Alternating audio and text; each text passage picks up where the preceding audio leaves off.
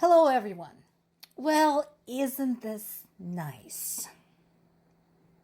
After sending their own people to fight a war nobody needed, and that's not theirs, and to be basically used as human shields by the Russian military, North Korean government opens a housing district for families of the soldiers killed at the Ukrainian front.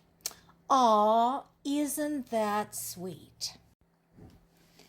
I'm sure this is a tremendous comfort to the loved ones of those soldiers, some of whom probably don't even know where their family members had died.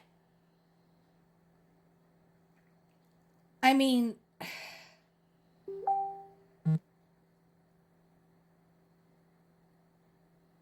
again, I get that information suppression in North Korea is insane, but it just boggles the mind that people are buying whatever bullshit is being sold to them, saying, hey, surrender your husbands, your brothers, your sons to us to go to this strange, distant country and die. And we're going to build you an apartment. Whoop-de-frickin-do.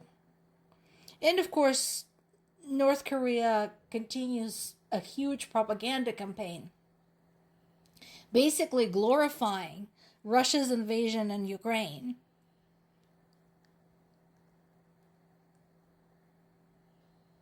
I don't know how to fight something like that. They're too buttoned up, I think, to change these things from the inside, and I don't think nobody from the outside wants to try. Meanwhile, the war continues. There has been another successful drone attack on one of Russia's ports by Ukrainian military. And once again, the port of Taman in the Krasnodar region is a valid military object. In this particular case, the drone attack damaged an oil storage tank, some warehouse, and terminals. Yeah, surprise, surprise. As with any and all Russian areas that are anywhere close to Ukraine, my advice to anybody living there is get the hell out. Sorry guys, you are in the war zone, like it or not. Your own government made it so. So if you don't want to basically live in a place that is likely to get hit because it is part of the war zone, you better get out. Meanwhile, there was another drone attack by Russia against Ukrainian civilians, and falling debris damaged civilian and transport infrastructure in the Odessa region. And let's not forget, this is all happening on the eve of another meeting between Russia, Ukraine, and US in Geneva, which is supposed to be happening tomorrow and Wednesday.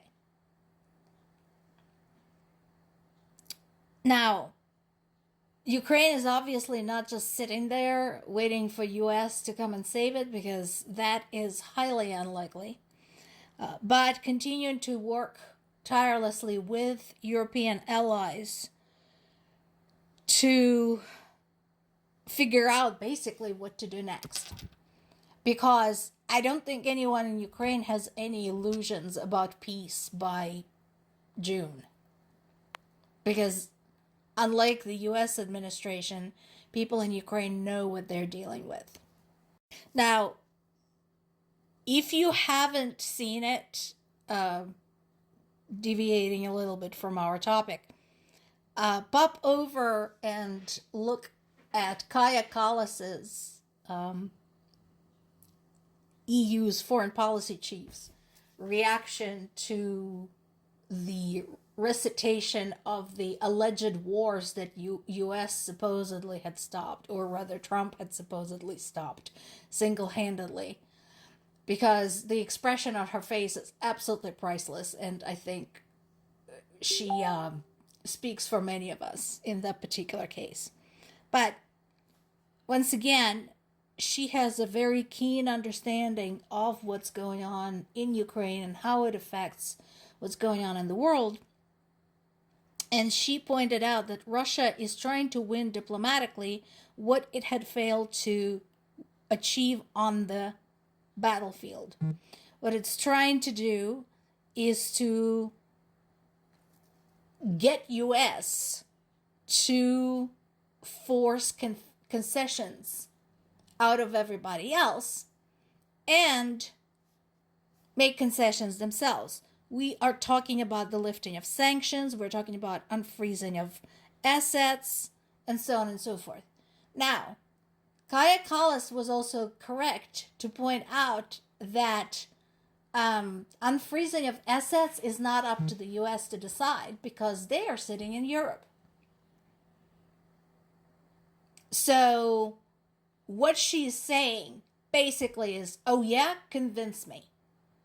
Show me what you got. So we'll see. And Zelensky continues harping on the same thing as Ukrainian people want to know about. Security guarantees. He does not want that to be forgotten, and neither do any of us. Because that needs to be in place. Again, we have had enough bitter experience with guarantees not being delivered upon. So, yes, he is correct in continuing to bring up that particular topic. Also, he questioned how the concept of a free trade zone proposed by the United States would work in the Donbas region, which Russia wants in its entirety, even though they have failed to occupy it. They want the whole thing.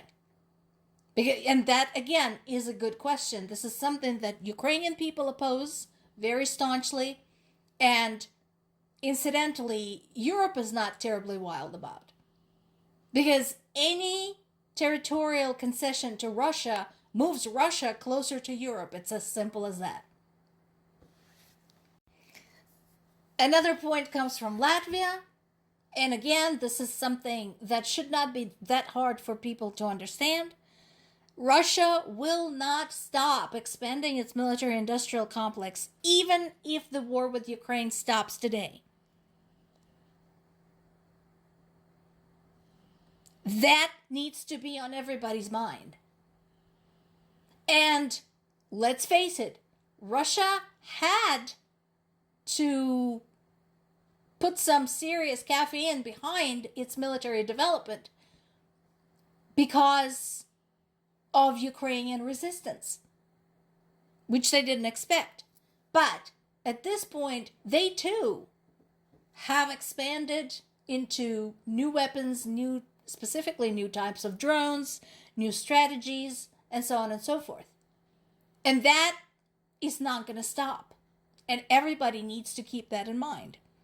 The last but not the least, Slovak Prime Minister Robert Fico accused Ukraine of delaying the restart of the pipeline carrying Russian oil to Eastern Europe via Ukraine. Why should Ukraine restart this pipeline? Based on what? Has the war ended? Has Russia left? Has Russian troops left Ukrainian soil? What is Ukraine's motivation?